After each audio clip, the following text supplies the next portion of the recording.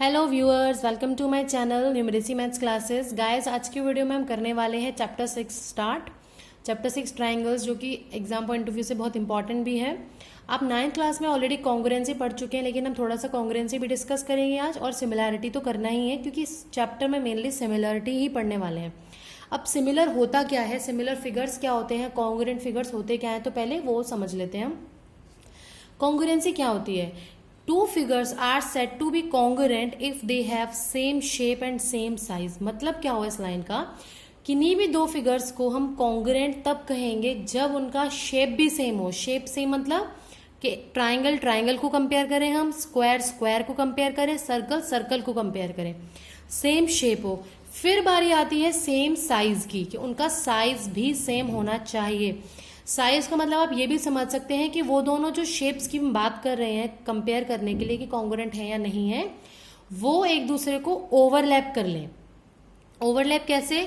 मान लीजिए आपके पास दो कॉइन है, सपोज एक 1 रुपी कॉइन है, एक 2 रुपी कॉइन है, तो आप चलो दोनों कॉइन को एक दूसरे के ऊपर रख के देखिए, क्या वो दोनों एकदम ओवरलैप करते हैं? नहीं करते हैं। हालांकि उनकी शेप सेम है, दोनों है सर्कल, लेकिन उनकी साइज सेम नहीं है, क्योंकि 1 रुपी का साइज डिफरेंट है, 2 रुपी का साइज डिफरेंट है, तो वो दोनों ओवरलैप मतलब एकदम फिट आना चाहिए एक दूसरे के ऊपर, वो नहीं आ पाएंगे। यानी कि 1 रुपी कॉइन और 2 रुपी कॉइन ये दोनों कॉन्ग्रुएंट नहीं हुए। लेकिन अगर हम सिमिलैरिटी की बात करें, सिमिलैरिटी क्या होती है? Two figures are said to be similar if they have same shape. यहां हम सिर्फ शेप की बात कर रहे हैं कि उनका अगर शेप सेम है तो वो सिमिलर होते हैं, बाकी कहानी हम बाद में पढ़ेंगे। अब सिर्फ सर्कल की बात करें तो दो सर्कल का शेप तो हमेशा सेम ही रहेगा ना, डिफरेंट तो नहीं होगा शेप। इसका मतलब कि सर्कल जो है वो हमेशा आपके क्या होंगे? सिमिलर। कॉन्ग्रुएंट उस केस में होंगे जब वो एक दूसरे को ओवरलैप करें, मीन्स उनकी रेडियस सेम हो, तो यहां से हम कह सकते हैं कि कॉन्ग्रुएंट होंगे वो दोनों सर्कल्स। अब बारी आती है हमारी ट्राइंगल्स की। सपोज मैंने कोई भी दो ट्राइंगल लिए मैंने, सपोज, तो ट्राइंगल ट्राइंगल है तो सेम शेप तो हो गई कि दोनों ट्राइंगल्स हैं। अब साइज कैसे चेक करेंगे? अगर दोनों की जो हमारी डायमेंशंस है, डायमेंशन बोले तो साइजेस जो है, लेंथ ऑफ साइड्स, अगर वो सेम है, एंगल सेम है, मीन्स उनका साइज सेम हो गया।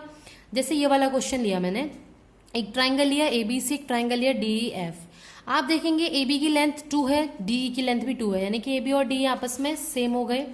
बीसी की लेंथ 4 है, ईएफ की लेंथ भी 4 है, यानी कि बीसी और ईएफ सेम हो गए। एसी और डीएफ की लेंथ सेम है, विच इज 3, तो ये दोनों आपस में सेम हो गए, यानी कि तीनों कॉन्ग्रुएंट साइड्स हैं, मतलब जो ऑपोजिट साइड्स हैं वो आपस में सेम है।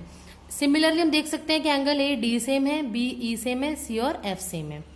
तो आप देख सकते हैं कि इस दोनों ट्राइंगल का शेप तो सेम ही था क्योंकि ट्राइंगल बोला था। साइज सेम कैसे होगा? क्योंकि जब सारी साइड सेम है, एंगल सेम है, यानी कि साइज भी सेम हो गया, यानी कि दोनों ट्राइंगल्स को हम ऐसे ओवरलैप कर सकते हैं तो एकदम फिट हो जाएगा। यानी कि हम ये कह सकते हैं कि ये दोनों ट्राइंगल कॉन्ग्रुएंट हो गए। कॉन्ग्रुएंट हो गए, कॉन्ग्रुएंसी का ये साइन होता है, पहले ये कर्व देन इक्वल टू का साइन। ये तो थी बात कॉन्ग्रुएंसी की। अब सिमिलैरिटी में देखो मैंने क्या बताया कि शेप सेम होता है। शेप सेम होता है मीन्स सर्कल्स तो हमेशा सिमिलर होंगे, क्योंकि सर्कल एक ही शेप के होते हैं। चाहे रेडियस डिफरेंट होगी लेकिन शेप तो सेम ही रही ना, सर्कल ही रहा वो दोनों का। Similarly all squares are similar. All squares are similar कैसे? भाई देखो, आपने कोई स्क्वायर लिया, सपोज ये मैं स्क्वायर की बात कर रही हूँ, ये स्क्वायर लिया और एक ये स्क्वायर लिया, चाहे इनकी साइड सेम है, मान लो ये 4 4 4 है और ये सपोज 8 8 8 है, तो साइड तो सेम ही है ना। साइड इसकी पूरे की 4 है, इसकी 8 है, लेकिन शेप सेम है, साइज से फर्क नहीं पड़ा ना, साइज तो डिफरेंट हो गया, लेकिन साइज की तो बात ही नहीं थी डेफिनेशन में। डेफिनेशन में बात थी सिर्फ शेप की, यानी कि ऑल स्क्वायर्स भी क्या हो गए आपके? सिमिलर। अब इक्विलेटरल ट्राइंगल्स कैसे होते हैं? देखिए, इक्विलेटरल ट्राइंगल्स कैसे होते हैं? वो ट्राइंगल जिनकी तीनों साइड सेम होती हैं। मीन्स मगर मान लो मैंने एबीसी एक ट्राइंगल लिया और एक डीईएफ ट्राइंगल लिया, एबीसी ट्राइंगल की साइड सपोज 2 है तीनों, क्योंकि इक्विलेटरल है तो तीनों साइड सेम होनी चाहिए। सिमिलरली डीईएफ की भी तीनों साइड सपोज सेम है, मान लो 4 है, तो अब शेप तो सेम हो गई क्योंकि दोनों ट्राइंगल है, ठीक है। तब शेप सेम हो गई और सारी साइड आपस में सेम है, तो ये दोनों ट्राइंगल्स भी आपके क्या हो गए? सिमिलर हो गए। अब आती है मेन डेफिनेशन कि सिमिलैरिटी, ये तो हमने बता दिया कि शेप तो सेम होनी ही चाहिए। अब मेन डेफिनेशन क्या है वो देखते हैं हम। डेफिनेशन पे आने से पहले एक चीज और मुझे बताइए, मैंने ये बोला शेप सेम होनी चाहिए, मीन्स दोनों सर्कल हमारे सिमिलर हो गए। अब ये बताइए, अगर मैं एग्जांपल लेती हूँ एक सर्कल और एक स्क्वायर, तो क्या ये दोनों सिमिलर, स्क्वायर तो नहीं रेक्टेंगल लग रहा है, चलो रेक्टेंगल मान लेते हैं, एक सर्कल और एक रेक्टेंगल, क्या ये दोनों सिमिलर होंगे? नहीं होंगे, क्योंकि इनकी तो शेप ही बिल्कुल अलग है, यानी कि ये सिमिलर नहीं होंगे। कॉन्ग्रेंट होंगे? कॉन्ग्रेंट भी नहीं होंगे, क्योंकि कॉन्ग्रेंसी की डेफिनेशन भी होती है शेप भी सेम होना चाहिए और साइज भी सेम। यहाँ तो शेप ही गलत है, तो साइज की तो बात ही करना बेकार है। इसका मतलब जब भी हम फिगर को कंपेयर करेंगे, कॉन्ग्रेंट है या सिमिलर है, सबसे पहला मुद्दा यही है कि उनकी शेप सेम होनी चाहिए। मतलब हम सर्कल को सर्कल से कंपेयर करेंगे, ट्राइंगल को ट्राइंगल से कंपेयर करेंगे, स्क्वायर को स्क्वायर से कंपेयर करेंगे। ठीक है, क्लियर है ये बात। अब बारी आती है दोनों की डेफिनेशंस के डिफरेंस की। कॉन्ग्रेंसी की डेफिनेशन बहुत अच्छे से आप जानते हैं, 9th में पढ़ चुके हैं। क्या थी डेफिनेशन?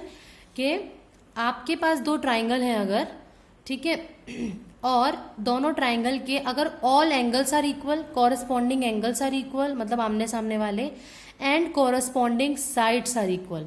अगर ऐसा होता है कि corresponding angle and corresponding sides equal होती हैं, तो हमारे दोनों ट्राइंगल कॉन्ग्रुएंट होते हैं। लेकिन सिमिलैरिटी में क्या होता है? Two triangles are said to be similar if all corresponding sides in the same ratio, मतलब कॉरस्पॉन्डिंग साइड का रेशियो तो सेम हो और कॉरस्पॉन्डिंग एंगल्स आर इक्वल। ये एंगल वाली प्रॉपर्टी तो दोनों में सेम हो गई कि कॉरस्पॉन्डिंग एंगल इक्वल होने चाहिए, और क्या पढ़ा था हमने कि जो कॉरस्पॉन्डिंग साइड है यहाँ सेम रेशियो में होनी चाहिए। तो एक एग्जांपल कर लेते हैं हम। सपोज मैंने एक ट्राइंगल ले लिया ABC DEF। ABC में मैंने एंगल मान लो इसको मान लिया 60, ये सपोज मैंने ले लिया 70, तो ये कितना होना चाहिए गाइस बताइए? 50 डिग्री।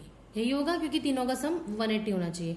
मान लीजिए DB मैंने 60 ले लिया, EB 70 और F ले लिया 50 डिग्री। एंगल्स तो दोनों ट्राइंगल में सेम हो गए। अब देखो AB मैंने मान लो ले लिया 2, BC ले लिया 3, AC ले लिया 4 और ये ले लिया 4, 6 एंड 8। अब मुझे बताओ दोनों ट्राइंगल्स कॉन्ग्रुएंट है या नहीं है? कॉन्ग्रुएंसी के लिए एंगल सेम होने चाहिए, बिल्कुल सही बात है, एंगल दोनों सेम है। एंगल A D के इक्वल है, एंगल B E के इक्वल है and angle C angle F के इक्वल है। अब AB जो है क्या वो DF DE के इक्वल है? नहीं है। क्या AC DF के इक्वल है? नहीं है। BC EF के इक्वल है? नहीं है। इसका मतलब जो ट्राइंगल ABC और DEF हैं वो कॉन्ग्रुएंट नहीं हुए। समझ में आ गई बात? नहीं हुए। अब सिमिलैरिटी चेक करते हैं। सिमिलैरिटी के लिए बोला था ऑल एंगल्स आर इक्वल, तो ये प्रॉपर्टी तो होल्ड करती है। अब हमें देखना है क्या साइड्स रेशियो सेम है। देखिए AB अपॉन DE, AB का रेशियो 2 है और DE का रेशियो 4 है, तो ये हो गया 1/2। नेक्स्ट हम चेक कर रहे हैं AC अपॉन DF। जिस ट्राइंगल को आप पहले लिख रहे हैं सभी में उस साइड में वही हमेशा पहले आना चाहिए। AC upon DF 4 upon 8 which is also 1/2। Now BC upon EF which is 3/6 which is also 1/2। आप देखेंगे तीनों का रेशियो सेम है, ये ध्यान रखना, तीनों का रेशियो सेम आना चाहिए। अगर ऐसा हो गया कि किसी दो का रेशियो सेम है तीसरे का अलग आ गया तो वो ट्राइंगल सिमिलर नहीं होगा। बट यहाँ हमारे तीनों रेशियो सेम है, therefore triangle ABC similar to triangle DEF। Clear है? तो हमने आज के लेक्चर में ये पढ़ा कि कॉन्ग्रुएंट में शेप और साइज दोनों सेम होनी चाहिए, सिमिलैरिटी में सिर्फ शेप सेम होनी चाहिए। शेप के बाद हम आगे बात करते हैं। कॉन्ग्रुएंसी में प्रॉपर्टी डिफरेंट थी कि सारे एंगल भी सेम हो, सारी साइड्स भी सेम हो। लेकिन सिमिलैरिटी में हम ये पढ़ते हैं कि पहले तो शेप सेम होनी चाहिए। अगर शेप ही डिफरेंट है तो हम आगे बात करेंगे ही नहीं। अगर शेप सेम है तो हम आगे बात करते हैं कैसे कि उनका साइज जो है वो वेरी करेगा। अगर दोनों सर्कल हैं तब तो कोई बात ही नहीं है क्योंकि शेप सेम है, कहानी यहीं खत्म। लेकिन ट्राइंगल में प्रॉपर्टी डिफरेंट है। क्या होती है कि एंगल सेम होने चाहिए एंड साइड्स का रेशियो सेम होना चाहिए। ठीक है, यही मान लो मैंने एक एग्जांपल ले लिया स्क्वायर का मैंने लिया एग्जांपल 2 2 2 साइड ये इसकी 4 4 4।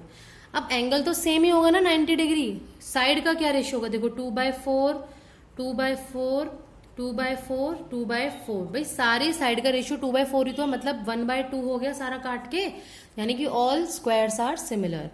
सिमिलरली मैंने लिया एक रेक्टेंगल जिसकी साइड ले ली मैंने 2 2 3 3, और ये एक रेक्टेंगल ले लिया जिसकी साइड मैंने ले ली सपोज 3 3 4 4। ठीक है, अब साइड का रेशियो सेम होना चाहिए था। मान लीजिए ए बी सी डी है और ये है हमारा P Q R S.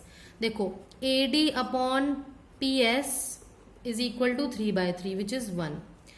C B upon R Q is also 3/3 which is 1। अब इन दोनों साइड्स को कंपेयर करते हैं, इनका भी 1 आना चाहिए। D C upon S R जो कि है 2/4 मतलब 1/2, समझे। और A B upon P Q का रेशियो 2/4 विच इज 1/2। क्या चारों का रेशियो सेम आया? नहीं आया। जब चारों का रेशियो सेम नहीं है मतलब ये दोनों रेक्टेंगल सिमिलर नहीं हुए। क्लियर है? तो हमने यही पढ़ा कि स्क्वायर सर्कल सारे सिमिलर होते हैं। इक्विलेटरल ट्रायंगल अगर होता तो भी सिमिलर हो जाता क्योंकि साइड का रेशियो इस केस में सेम आ जाता। तो नेक्स्ट वीडियो में हम डिस्कस करेंगे एक्सरसाइज 6.1 की क्वेश्चंस, एक्सरसाइज डिस्कस करेंगे इसकी। तो आप जब तक इसको अच्छे से समझ लीजिए इंट्रोडक्शन को, और मेरे चैनल को सब्सक्राइब नहीं किया है तो सब्सक्राइब कर लें क्योंकि मैं नेक्स्ट वीडियोज़ में 6 चैप्टर कंप्लीटली सॉल्व कराने वाली हूँ विद इंपॉर्टेंट थ्योरम्स। तो keep watching my videos. Thank you.